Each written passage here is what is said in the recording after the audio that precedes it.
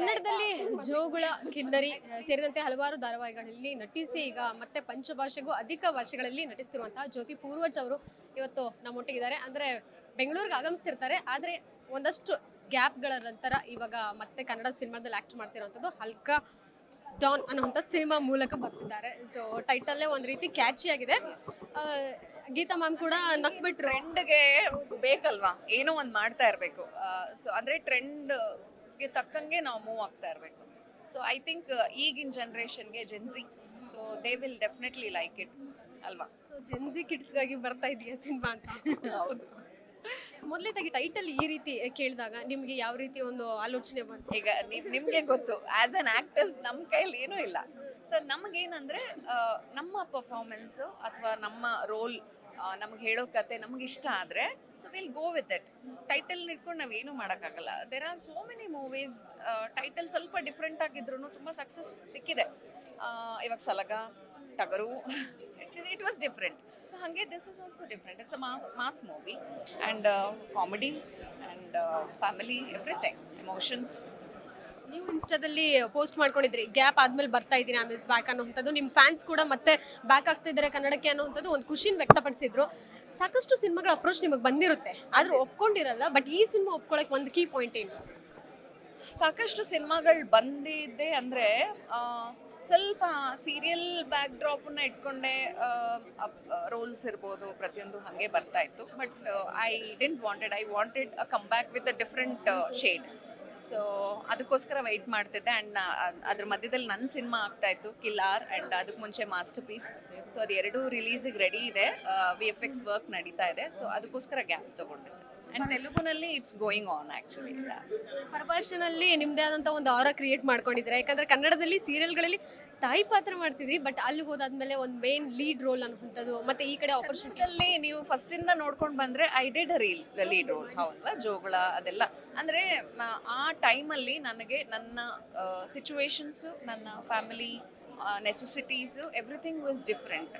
So I just kept on moving. And ನನಗೆ ಒಬ್ಬರು ನನ್ನ ಬೆನ್ನ ಹಿಂದೆ ನಿಂತು ಸಪೋರ್ಟ್ ಮಾಡಿ ಪುಷ್ ಮಾಡೋಕ್ಕೆ ಯಾರೂ ಇರಲಿಲ್ಲ.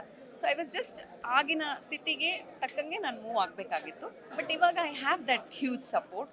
ಸೊ ಅದಕ್ಕೋಸ್ಕರ ದಿಸ್ ಇಸ್ ಒನ್ ನ್ಯೂ, ಹೊಸ ವರ್ಷನ್ ಅಲ್ವಾ, ಯಾರಿಗಾದರೂ ಆ ಹೊಸತನ ಅನ್ನೋದು ಬೇಕು, ಆ ಜೋಶ್ ಬೇಕು. ತಾಯಿ ಪಾತ್ರ ಯಾವಾಗಿದ್ರೂ ಮಾಡ್ಬೋದು ನಾನು ಅಲ್ವಾ. ಆ ಏಜ್ ಬಂದಾಗ ಮಾಡೋಣ. ಇವಾಗ ಸೀರಿಯಲಲ್ಲಿ ಏನೋ ಚಿಕ್ಕ ಮಕ್ಕಳು ಅಂತ ಸ್ಟಾರ್ಟ್ ಆಯ್ತು ಅದು. ಸೊ ಹಂಗೆ ಹೊರಟೋಯ್ತು. ಆ್ಯಂಡ್ ಐ ವಾಸ್ ಆಲ್ಸೋ ಸ್ವಲ್ಪ ಕೇರ್ಲೆಸ್ ಆಗಿಬಿಟ್ಟಿದ್ದೆ. ಆ್ಯಂಡ್ 3 ಲ್ಯಾಂಗ್ವೇಜಲ್ಲಿ ಮಾಡ್ತಿದ್ದೆ, ತೆಲುಗು, ಕನ್ನಡ ಆ್ಯಂಡ್ ಚೆನ್ನೈ, ತಮಿಳಲ್ಲೂ ಓಡಾಡ್ತಾ I couldn't concentrate on myself. ಇವಾಗ ಈ ಗ್ಯಾಪಲ್ಲಿ ಕಂಪ್ಲೀಟ್ ಸೀರಿಯಲ್ ಆಫ್ ಮಾಡಿ no, I need to move on. Jyoti ಅವ್ರಿಗೆ ಜೀವನದಲ್ಲಿ ಪೆಟ್ಟು ಬಿದ್ದು ಬಿದ್ದು ಕಲ್ಲಾಗಿದಾರ ಹೇಗೆ ಅಂತ? ಕಲ್ಲಾಗಿ ಮತ್ತೆ ನೀರಾಗಿ ಮತ್ತೆ ಸಾಫ್ಟ್ ಆಗಿಬಿಟ್ಟಿದ್ದೀನಿ. ಜೀವನನೇ ಹಾಗೆ ಅಲ್ವಾ, ಎಲ್ಲ ನಾವು ಅಂದ್ಕೊಂಡಾಗ ನಡೆಯಲ್ಲ. ಸೊ ಹೇಗೆ ನಡೆಯುತ್ತೆ ಅದು ದೇವ್ರ ಇಚ್ಛೆ. ಸೊ ಒಂದು ಪಾತನ್ನು ಮಾಡಿ ಕಳಿಸಿದ್ದಾರೆ. ಸೊ ಏಟ್ಗಳು ಬೀಳುತ್ತೆ ಎಲ್ಲರ ಲೈಫಲ್ಲೂ. ಯಾರು ಆ್ಯಕ್ಟರ್ಸ್ ಇರ್ಬೋದು, ದೊಡ್ಡ ವ್ಯಕ್ತಿಗಳಿರ್ಬೋದು, ನೀವು ಕೇಳಿ ನೋಡಿ, ಎಲ್ಲರಿಗೂ ಏಟ್ ಬಿದ್ದೆ. ಅದು ಅವ್ರಿಗೆ ಮಾತ್ರ ಗೊತ್ತಿರುತ್ತೆ. ಮೇ ಬಿ ತುಂಬ ಓನ್ ಸರ್ಕಲ್ಸಿಗೆ ಮಾತ್ರ ಗೊತ್ತಿರುತ್ತೆ. ಅದನ್ನೆಲ್ಲ ತಡ್ಕೊಂಡು ಹೋದ್ರೇ ನಾವು ಮನುಷ್ಯರಾಗೋದು. ಕಳೆದ ಬಾರಿ ನೀವು ಕೂಡ ಬಿಗ್ ಬಾಸ್ ಆಫರ್ ಬಂದಿತ್ತು, ಬಟ್ ನಾನು ಹೋಗ್ತಿಲ್ಲ ಅನ್ನೋ ಕ್ಲಾರಿಫಿಕೇಶನ್ ಕೊಟ್ಟಿದ್ರಿ, ಯಾಕೆ?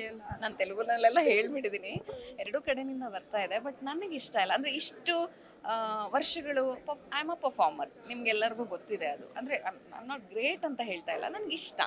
ಸೊ ಹಾಗಿದ್ದಾಗ ನಾನು ಸುಮ್ಮನೆ ಒಂದು 4 ಗೋಡೆ ಮಧ್ಯ ಒಂದು ಸ್ಕ್ರಿಪ್ಟ್ ಬೇಸ್ಡಲ್ಲಿ ನಾನು ಬಿಹೇವ್ ಮಾಡೋದು ನನಗಿಷ್ಟ ಆಗಲ್ಲ. ಅಲ್ಲಿ ನೀವು ನಿಮ್ಮ ತನೂ ಇರಲ್ಲ, ಅತ್ಲಾಗಿ ಅಲ್ಲಿ ಉಳ್ಕೊಳ್ಳೋಕ್ಕೋಸ್ಕರ ನೀವು ಹೋರಾಡಿ ಯಾರೋ ಮಾತು ಕೇಳಿ, ಅದೆಲ್ಲ ನನಗೆ ಆ ಕಾನ್ಸೆಪ್ಟ್ ಇಷ್ಟ ಇಲ್ಲ. ಸೊ ನನಗೆ ಬೇಡ ಅದು ಅಂತ ಅಷ್ಟೇ. ಇಷ್ಟು ಕಷ್ಟಪಟ್ಟು ಇಷ್ಟು ಟ್ರಾನ್ಸ್ಫಾರ್ಮೇಷನ್ ಮಾಡಿಕೊಂಡು ಇವಾಗ ಎಷ್ಟು ಪ್ರೊಡಕ್ಷನ್ ಮಾಡಿಕೊಂಡು ಎಲ್ಲ ಮಾಡಿ ಅಲ್ಲಿ ಹೋಗಿ ಲಾಕ್ ಆಗೋದೇನಕ್ಕೆ ಅಲ್ವಾ. ಜ್ಯೋತಿ ಅವರು ತಮ್ಮ ಬಗ್ಗೆ ಆಗುವಂಥ ರೂಮರ್ಸ್, ಗಾಸಿಪ್ಗಳಿಗೆ ಕ್ಲಾರಿಫಿಕೇಶನ್ ಯಾವತ್ತು ಕೊಡೋದಿಲ್ವಾ? ಅವಾಗ ಕೊಡ್ತಾನೆ ಇದ್ದೀನಿ. ತಗೊಳ್ಳೋರು ತಗೊಳ್ತಾ ಇದ್ದಾರೆ ಅಷ್ಟೇ. ನನಗೆ ಅಗತ್ಯ ಇಲ್ಲ ರೂಮರ್ಸ್. ನೀವು ಒಂದು 5 ನಿಮಿಷ ಬಿಟ್ಟರೆ ಎಲ್ಲರ ಬಗ್ಗೆ ಎಲ್ಲ ರೂಮರ್ಸು ಇರುತ್ತೆ, ಎಲ್ಲ ಕಮೆಂಟ್ಸು ಇರುತ್ತೆ. ನಾವು ಅದನ್ನು ತಲೆ ಆಗುತ್ತೆ ಒಂದ್ಸಲ. ಅಂದರೆ ನಮ್ಮವರೇ ನಮ್ಮ ಬಗ್ಗೆ ಮಾತಾಡಿದ್ರೆ ಬೇಜಾರಾಗುತ್ತೆ. ಒಂದೇ ನೀವು ಯೋಚನೆ ಮಾಡಬೇಕು, ಇಷ್ಟು ವರ್ಷಗಳಿಂದ ಇದ್ದು ಹುಡುಗಿ ಯಾವತ್ತೂ ಯಾವ ತಪ್ಪು ಮಾಡಿಲ್ಲ. ಸೊ ಒಂದು ನಂಬಿಕೆ ಇರಬೇಕು, ಇಲ್ಲ ಹುಡುಗಿ ಹಂಗಲ್ಲ. ಈಗ ನಮ್ಮ ಮನೆಯವ್ರು ಯಾರಾದರೂ, ನಮ್ಮ ಮಕ್ಕಳು, ನಮ್ಮ ಅಕ್ಕನೋ, ನಮ್ಮ ತಮ್ಮನೋ ತಪ್ಪು ಮಾಡಿ ಏನಾದರೂ ಒಂದು ಯಾರಾದರೂ ಬಂದು ಚಾಡಿ ಹೇಳಿದಾಗ ವಿ ಫೀಲ್ ಲೈಕ್ ನೋ ಅವಳು ಹಂಗಲ್ಲ, ನಾವು ನಿಂತ್ಕೋತೀವಲ್ಲ, ಹಂಗೆ ನಿಂತರೆ ನನಗೆ ತುಂಬ ಖುಷಿ ಆಯ್ತು. ಮೀಡಿಯಾದವರೆಲ್ಲರೂ ನಿಂತಿದ್ದೀರಾ ನನ್ನ ಜೊತೆ, thank you so much. Because ನಿಮಗೆ ಗೊತ್ತು, ನಿಮ್ಮ ಸುತ್ತ ನಾನಿದ್ದೆ, ನನ್ನ ಸುತ್ತ ನೀವಿದ್ರಿ, ಸೊ ನಿಮಗೆ ಗೊತ್ತು ನಾನೇನು ಅಂತ. ಅದೇ ಹಾರ್ಟು, ಅದೇ ಏನು ಭಾವನೆಗಳು, ಅದೇ ಹುಡುಗಿ. ಕೆಲವೊಂದು ಸಿಚುವೇಶನ್ಗೋಸ್ಕರ ನನ್ನ ಲೈಫ್ ಚೇಂಜ್ ಆಯಿತು. ಸೊ ಅದನ್ನು ತುಂಬ ಜನ ನನ್ನ ಜೊತೆಲಿದ್ದವ್ರು ಎಲ್ಲರೂ, ನನ್ನ ಫ್ಯಾಮಿಲಿ ಎಲ್ಲರೂ ಅಕ್ಸೆಪ್ಟ್ ಮಾಡ್ಕೊಂಡಿದ್ರು. ಹೊರಗಿನವ್ರು ನನಗೆ ಸಂಬಂಧ ಇಲ್ಲ. ಅಂದ್ರೆ ಈಗ ಬೆಳೀತಿದ್ದಾರೆ ಅಂದ ತಕ್ಷಣ ಕಾಲು ಇಳಿಯಕ್ಕಂತಾನೆ ರೆಡಿ ಆಗಿರ್ತಾರೆ. ಸೊ ಈ ಬಗ್ಗೆ ನಿಮ್ಮ ಕುಟುಂಬಸ್ಥರು ಸಹ ಎಷ್ಟು ಸಪೋರ್ಟಿವ್ ಆಗಿದ್ದಾರೆ, ನಿಮ್ಮ husband especially? He is very supportive. ಅದಕ್ಕೆ ನಾನು ಇವತ್ತು ಇಲ್ಲಿದ್ದೀನಿ. ಇದ್ರ ಜೊತೆಗೆ ಸಮಾಜಮುಖಿ ಕೆಲಸಗಳಲ್ಲೂ ಸಹ ತೊಡಗಿಸ್ಕೊಳ್ತಿದ್ದೀರಾ. ಸೊ ನಟಿಯಾಗಿ ಅವಾಗ ನನ್ನ ಪರಿಸ್ಥಿತಿಗಳು ಚೆನ್ನಾಗಿರಲಿಲ್ಲ, ಇವಾಗ ಸ್ವಲ್ಪ ಬೆಟರ್ ಆಗ್ತಿದೆ. 10 ರೂಪಾಯಿ ಸಂಪಾದನೆ ಮಾಡಿದಾಗ 1-2 ರೂಪಾಯಿ ಕೊಡೋದಕ್ಕೆ ನನಗೇನು ಬೇಜಾರಿಲ್ಲ.